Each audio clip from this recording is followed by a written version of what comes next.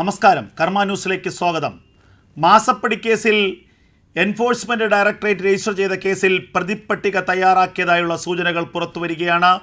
CMRL കമ്പനിയും കമ്പനിയിലെ ഉദ്യോഗസ്ഥരുമാണ് ആദ്യ 4 പ്രതികളെന്ന സൂചന വരുന്നു.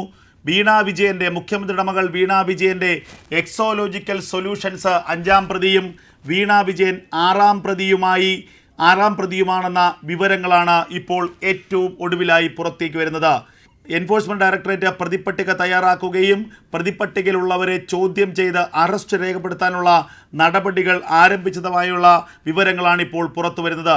പ്രതിപ്പട്ടികയിലുള്ള ആദ്യ 4 പേരെ ഇതിനകം തന്നെ എൻഫോഴ്സ്മെന്റ് ഡയറക്ടറേറ്റ് ഉദ്യോഗസ്ഥർ ചോദ്യം ചെയ്തു കഴിഞ്ഞു. CMRL കമ്പനിയിലെ MD ശശിധരൻ കർത്ത, സീനിയർ മാനേജർ, സീനിയർ ഓഫീസർ തുടങ്ങിയവരെയാണ് കഴിഞ്ഞ ദിവസങ്ങളിൽ ചോദ്യം ചെയ്തത്. ഇവരുടെ മൊഴി രേഖപ്പെടുത്തി ഇവരുടെ ചോദ്യം ചെയ്യൽ നടപടിക്രമങ്ങൾ പൂർത്തിയാക്കിയ ശേഷമായിരിക്കും വീണ വിജയന് നോട്ടീസ് നൽകുകയും വിളിച്ചു വരുത്തി ചോദ്യം ചെയ്യുക എന്നുള്ള വിവരങ്ങളാണ് ഇപ്പോൾ പുറത്തു വരുന്നത്. സീരിയസ് ഫ്രോഡ് ഇൻവെസ്റ്റിഗേഷൻ ഓഫീസ് ഈ കേസിൽ നേരത്തെ അന്വേഷണം നടത്തിയിരുന്ന സീരിയസ് ഫ്രോഡ് ഇൻവെസ്റ്റിഗേഷൻ ഓഫീസിൻ്റെ പ്രോസിക്യൂഷൻ കംപ്ലയിൻ്റ് അടിസ്ഥാനത്തിലാണ് എൻഫോഴ്സ്മെൻറ്റ് ഡയറക്ടറേറ്റ് കേസ് രജിസ്റ്റർ ചെയ്തത്. എക്സോലോജിക്കൽ സൊല്യൂഷൻസും കരിമണൽ ഖനന കമ്പനിയായ CMRLും തമ്മിലുള്ള സാമ്പത്തിക ഇടപാടുകളിലാണ് പ്രധാനമായും അന്വേഷണം നടക്കുന്നത്.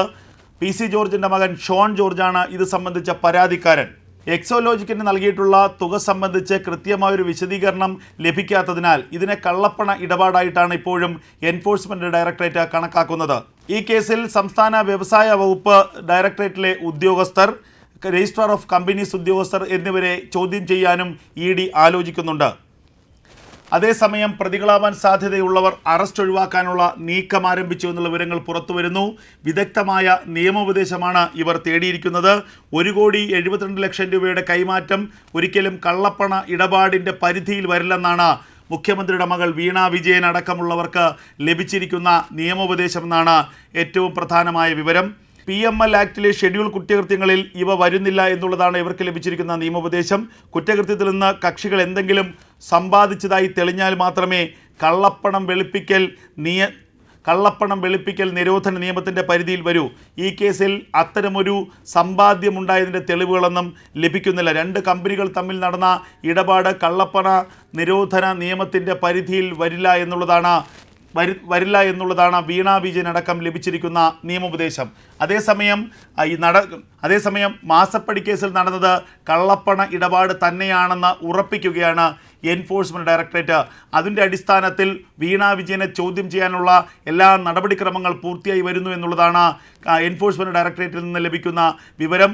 ആദ്യ 4 പ്രതിപ്പട്ടികയിലുള്ള CMRLിലെ ഉദ്യോഗസ്ഥരുടെ ചോദ്യം ചെയ്യൽ നടപടികൾ പൂർത്തിയായി. അവരുടെ മറ്റു നടപടിക്രമങ്ങൾ കൂടി പൂർത്തിയായ ശേഷമായിരിക്കും വീണ വിജയനിലേക്ക് കാര്യങ്ങൾ എത്തിക്കുക. എന്തായാലും 1,72,00,000 രൂപ CMRLിൽ നിന്ന് എക്സോലോജിക്കൽ സൊല്യൂഷൻസ് ലഭിച്ചത് എന്തടിസ്ഥാനത്തിലാണ്, എന്തു സേവനമാണ് ഇതിന് പകരമായി എക്സോലോജിക്കൽ സൊല്യൂഷൻസ് CMRLിന് ചെയ്തു നൽകിയത്?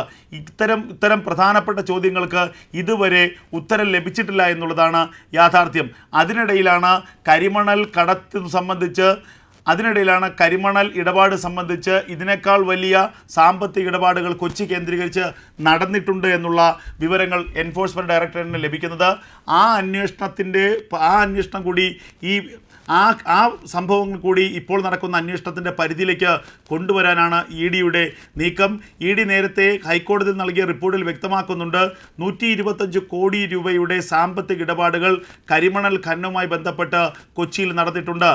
രാഷ്ട്രീയ നേതൃത്വത്തിനും അതുപോലെ തന്നെ ഉദ്യോഗസ്ഥർക്കും ഈ പണത്തിൻ്റെ ഭാഗം ലഭിച്ചിട്ടുണ്ട്. ഇതിൻ്റെ ഭാഗമായി വൻതോതിൽ കള്ളപ്പണം വെളുപ്പിക്കൽ നടന്നിട്ടുണ്ട് എന്നതാണ് EDയുടെ ഏറ്റവും പ്രധാനപ്പെട്ട അനുമാനം. അതുമാത്രവുമല്ല, മാത്യു കുഴൽനാടൻ തിരുവനന്തപുരം വിജിലൻസ് കോടതിയിൽ കൊടുത്ത ഹർജിയിൽ പറയുന്ന കാര്യങ്ങളും വളരെ ഗൗരവമുള്ളതാണ്. 2016 മുതൽ 2020 വരെയുള്ള കാലഘട്ടത്തിൽ തോട്ടപ്പള്ളിയിൽ നിന്നും അനധികൃതമായി കരിമണൽ ഖനനം ചെയ്യാനുള്ള അനുവാദം നൽകിയിരുന്നു. CMRLന് കരിമണൽ ലഭിക്കാൻ വേണ്ടിയാണ് ഒരു തരത്തിലുള്ള അനുമതിയുമില്ലാതെ നിയമവിരുദ്ധമായി തോട്ടപ്പള്ളിയിൽ നിന്നും കരിമണൽ ഖനനം ചെയ്തത്. അതിൻ്റെ പിന്നിൽ നടന്നത് കോടികളുടെ സാമ്പത്തിക അഴിമതിയാണ്. മുഖ്യമന്ത്രിയുടെ പ്രത്യേക താല്പര്യപ്രകാരമാണ് ഇത്തരത്തിൽ തോട്ടപ്പള്ളിയിൽ നിന്നും കരിമണൽ ഖനനം ചെയ്യുന്നതിനുള്ള തീരുമാനമുണ്ടായത്. ഇക്കാര്യത്തിൽ വഴിവിട്ട നീക്കം മുഖ്യമന്ത്രി നടത്തി. ഇതിന് വലിയ പ്രത്യുപകാരമായി വലിയ തുകയാണ് മുഖ്യമന്ത്രിക്ക് ലഭിച്ചത്. അതിൻ്റെ ചെറിയൊരു ശതമാനമാണ് മകളുടെ അക്കൗണ്ടിലൂടെയും മകളുടെ കമ്പനിയുടെ അക്കൗണ്ടിലൂടെയും വന്ന ഈ 1,72,00,000 രൂപയെന്നാണ് മാത്യു കുഴൽനാടൻ്റെ ആരോപണം. ഈ ആരോപണം സാധൂകരിക്കാനുള്ള തെളിവുകൾ നൽകാമെന്നും മാത്യു കുഴൽനാടൻ വെല്ലുവിളിച്ചിട്ടുണ്ട്. ഇക്കാര്യത്തിൽ കേസെടുക്കാനും അന്വേഷണം നടത്താനും കഴിയില്ലെന്നാണ് കേരളത്തിലെ വിജിലൻസിൻ്റെ തീരുമാനം. ഈ വിജിലൻസ് കോടതിയുടെ അടുത്ത നീക്കം ഏറ്റവും നിർണായകമായിരിക്കും. ഈ മൊഴികളൊക്കെ തന്നെ കൃത്യമായി പരിശോധിക്കുകയാണ് എൻഫോഴ്സ്മെൻറ്റ് ഡയറക്ടറേറ്റ്. എൻഫോഴ്സ്മെൻറ്റ് ഡയറക്ടറേറ്റിൻ്റെ അന്വേഷണത്തിൽ ഈ കേസുകളെല്ലാം ഉൾപ്പെടുമെന്ന കാര്യത്തിലും ഒരു തർക്കവുമില്ല. എന്തായാലും തെരഞ്ഞെടുപ്പിന് മുൻപ് വീണാ വിജയനെ ചോദ്യം ചെയ്യാനുള്ള സാധ്യതയാണ് ഇപ്പോൾ ഏറ്റവും കൂടുതലായി തെളിയുന്നത്. അതിനുവേണ്ടിയുള്ള എല്ലാ ഒരുക്കങ്ങളും പൂർത്തിയായതായുള്ള വിവരങ്ങളും പുറത്തു വരുന്നു. കരിമണൽ കർത്തയെയും CMRLലെ ഉദ്യോഗസ്ഥരെയും ചോദ്യം ചെയ്തത് തന്നെ ആ മൊഴികളിലൂടെ വീണാ വിജയനിലേക്ക് കണക്ട് ചെയ്യാനുള്ള തെളിവുകൾ ശേഖരിക്കുന്നതിന് വേണ്ടിയാണ്. അവരിൽ നിന്നും വീണാ വിജയന് ഈ സംഭവത്തിലുള്ള പങ്കിനെക്കുറിച്ച് കൃത്യമായ വിവരം ലഭിച്ചതായും ED ഉദ്യോഗസ്ഥർ തന്നെ പറയുന്നു. അതുകൊണ്ടാണ് പ്രതിപ്പട്ടിക ഏകദേശം തയ്യാറാക്കുകയും അതിൽ 6ാം പ്രതിയായി വീണാ വിജയനെ ഉൾപ്പെടുത്താനുള്ള സാധ്യതയും ഏറുന്നത്. എന്തായാലും പിണറായി വിജയനും വീണാ വിജയനും നെഞ്ചിടിപ്പേറ്റുന്ന വാർത്തകളാണിപ്പോൾ പുറത്തു വരുന്നത്. CPMനാകട്ടെ ഈ കേസുമായി ബന്ധപ്പെട്ട് വീണാ വിജയനെ ചോദ്യം ചെയ്താൽ അത് വലിയ തിരിച്ചടിയാകും. കരിവന്നൂർ തട്ടിപ്പ് തന്നെ വലിയ പ്രചാരണ വിഷയമാക്കുകയാണ് കേരളത്തിലെത്തിയ പ്രധാനമന്ത്രി നരേന്ദ്രമോദി. ഒപ്പം തന്നെ EDയുടെ അന്വേഷണത്തിന് കൃത്യമായ ലക്ഷ്യമുണ്ടെന്നും ആ അന്വേഷണം സുഗമമായി പോവുകയാണ് ചെയ്യുന്നതെന്നും പ്രധാനമന്ത്രി തന്നെ പറഞ്ഞിട്ടുണ്ട്. ഏതെങ്കിലും തരത്തിലുള്ള രാഷ്ട്രീയ വൈരാഗ്യത്തിൻ്റെ പേരിലല്ല ED അന്വേഷണം നടത്തുന്നത്. ED തെളിവുകളുടെ അടിസ്ഥാനത്തിലാണ് അന്വേഷണം നടത്തുന്നതെന്ന് പ്രധാനമന്ത്രി തന്നെ പറയുന്നു. അതിന് ഉദാഹരണമായി അദ്ദേഹം പറയുന്നത് മദ്യനയ അഴിമതി കേസിൽ ജയിലിൽ കിടക്കുന്ന അരവിന്ദ് കെജ്രിവാളിൻ്റെ കാര്യമാണ്. അരവിന്ദ് കെജ്രിവാൾ പറയുന്നത് പോലെ ഇത് ഏതെങ്കിലും തരത്തിലുള്ള രാഷ്ട്രീയ പ്രേരിതമായ അന്വേഷണമാണെങ്കിൽ കോടതി തീർച്ചയായും അരവിന്ദ് കെജ്രിവാളിന് ജാമ്യം നൽകിയേനെ. പക്ഷേ എൻഫോഴ്സ്മെൻറ്റ് ഡയറക്ടറേറ്റ് കോടതിയിൽ നൽകിയ തെളിവുകളൊക്കെ തന്നെ കോടതി അംഗീകരിച്ചതാണ്. അരവിന്ദ് കെജ്രിവാളിനെതിരെ കൃത്യമായ തെളിവുകൾ ഉണ്ട് എന്നുള്ളത് ബോധ്യപ്പെട്ടതിൻ്റെ അടിസ്ഥാനത്തിലാണ് ഇപ്പോൾ അരവിന്ദ് കെജ്രിവാൾ നൽകിയ ഹർജികളെല്ലാം തന്നെ ഹൈക്കോടതി തള്ളിയത്. അതിന് സമാനമാണ് കേരളത്തിൽ നടക്കുന്ന അന്വേഷണം. കരിവന്നൂർ ബാങ്കിൽ നടക്കുന്ന അന്വേഷണത്തിൽ കൃത്യമായ തെളിവുകളുണ്ട്. മുഖ്യമന്ത്രിയുടെ മകൾ വീണാ വിജയൻ ഉൾപ്പെട്ട മാസപ്പടി കേസിലും തെളിവുകൾ ശേഖരിക്കുന്ന നടപടി ഇപ്പോൾ പൂർത്തിയാക്കിയിരിക്കുകയാണ് അന്വേഷണ സംഘം. തെളിവുകളുടെ അടിസ്ഥാനത്തിൽ കൂടുതൽ നടപടികളിലേക്ക് അന്വേഷണ സംഘം പോകുമെന്ന കാര്യത്തിൽ ഒരു തർക്കവുമില്ല. വീണാ വിജയനെ ചോദ്യം ചെയ്യാൻ എന്ന് നോട്ടീസ് നൽകുമെന്ന കാര്യത്തിൽ മാത്രമാണ് ഇനി അറിയാനുള്ളത്. നോട്ടീസ് നൽകിയാൽ വീണാ വിജയനെ ചോദ്യം ചെയ്യും. ഇതിനിടയിൽ ചില വാർത്തകൾ പ്രചരിച്ചിരുന്നു.